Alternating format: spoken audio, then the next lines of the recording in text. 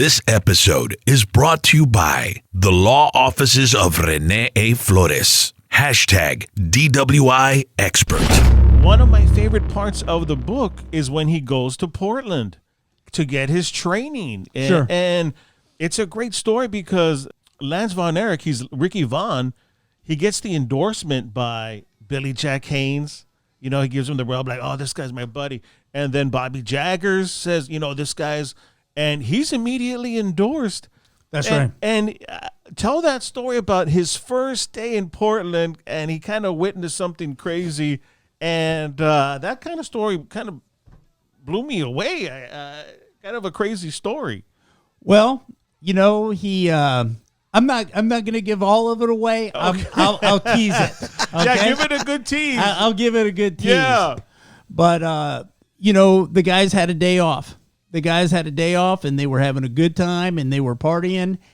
You know, he got to see a little more than he wanted to see of you know, what the guys did on their day off, and you know, was a little shocked by it, and was wondering, you know, wow, what did I get myself into? Do you get into detail of what he saw? I do. Yeah, he does. And it's that part of the chapter is like, whoa, man, my hair went like, yeah. And, well, I don't know. I've been through some pretty crazy times, man. It might be tame to me, maybe. I don't know. I think you'd be shocked as well. It's a phenomenal book, and I love it. It's Lance by Chance. So what happened? I mean, they partied, and then he saw. He's not gonna. He's giving it a teaser, Rock. Oh, so that's all that he's gonna say? Yeah, that's all I'm gonna give you. But what happens afterwards? Everything just. Well, I'll tell you this. You're gonna have to read the book for this.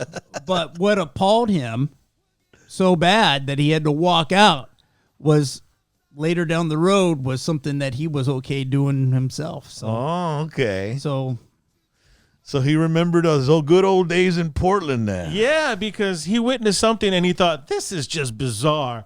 And then he was doing it himself. And in that, I'll just say this, in the room was the future Ultimate Warrior. Jim. Yeah, Jim Helloway. There we go. Who looked like he had a hell of a wig, right?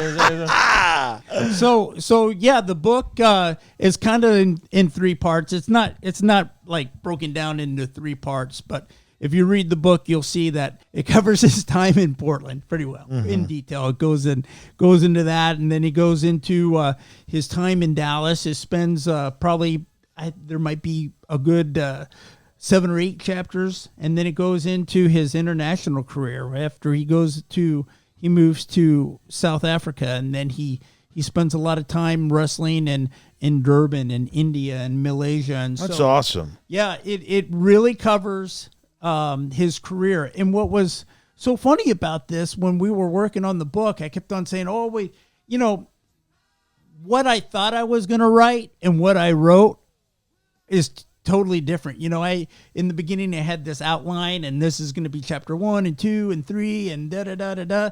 And he goes, man, it is between this year and this year. And I was like, no, but we've got to do this and this.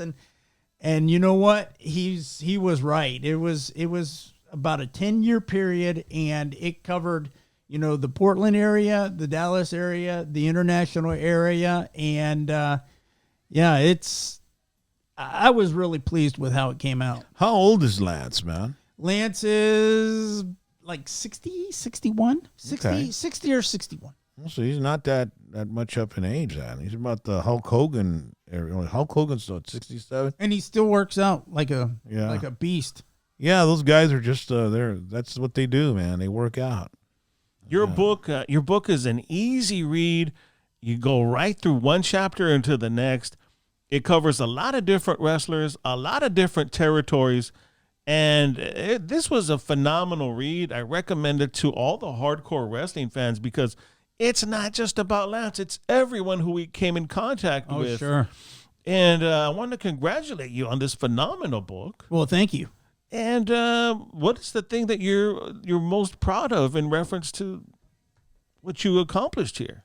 That I got it done. Yes, congratulations. And let me tell you something. I know why people don't finish books. Yeah. How long Yeah. did it take you? Took me three years and 4 months to get to this point. Yeah.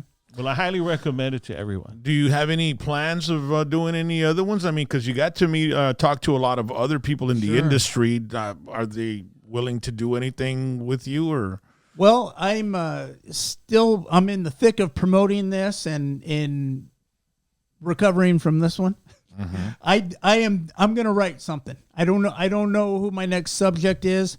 To me, this was a really good story. For me, I thought it was the best untold story in wrestling. I think so too, dude. It is. I really do. It is. After reading it, you're absolutely right. And let me tell you something that happens with wrestlers. When they talk about their point of view, they kind of embellish or they leave out things because they're kind of preserving their self-esteem. He was not wanting to be a wrestler. So you really get an objective, okay, well, here's what happens in Portland, and here's what I saw world class, and then here's what happened when I left. It's not a guy who's trying to save his wrestling reputation because he's not invested. Right. And not only that, he's very open about his flaws too. Yes, he is. And he talks about his flaws. I remember when I finished the book, he asked me, he said, "Hey, have you had any of your writing friends read it?" And I said, "Well, yeah, actually I did have one." And yeah, she read it and she read 3 chapters, goes, "Well, what did she say?" And I said, "She said, you're an unsavory character with unredeeming qualities." Yeah. I don't care about that. Does she like how it was written? Yes.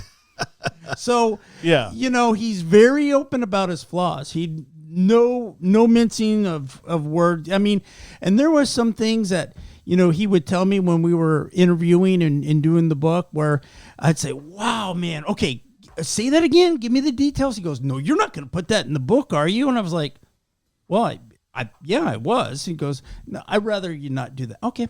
And then he told me another story, and I said, "Oh, okay, so I suppose you don't want me to put that one in the book." "I don't care. Put that in the book." And I'd be like, "Well, if it was me, I would pick this one and not that one." Right, yeah. But- You're right, because there's infidelity, there's drugs. Sure. I mean, and then he even talks about smuggling later on in his life. It's called providing a service, sir. There you go, providing a service, and he's very honest He's about it. very all. honest about it, yes. Yeah, well, that's awesome. Congratulations, Vinny, you. man, and we appreciate you taking the time for being on the Rock and Chat special end of the year, New Year's week show, man, and we wish you lots of luck, man. And Thank you. We're definitely gonna promote this book for you, man, because we love the stories of wrestling. I mean, me and Charlie, we've been wrestling fans since we were kids, and we've always been intrigued by the sport, the psychology, the characters, the storylines, and the not only that, but the real life stories of the wrestlers as well, man. I love listening to shoot videos and listening to stories that wrestlers say in interviews where they just talk about reality, and sometimes they'll embellish, like he said, and then the other wrestler will say, "Nah, that wasn't it." Yeah, there's a lot of so that. they contradict themselves a lot, but everybody's got their story. Everybody's got their point of view on their story. And this guy, I mean, I would have never thought I'd ever hear about Lance Von Erich. Right. Ever. And you brought his life to life in this book. So congratulations, man. Thank It's you. awesome, man. Thank you very much.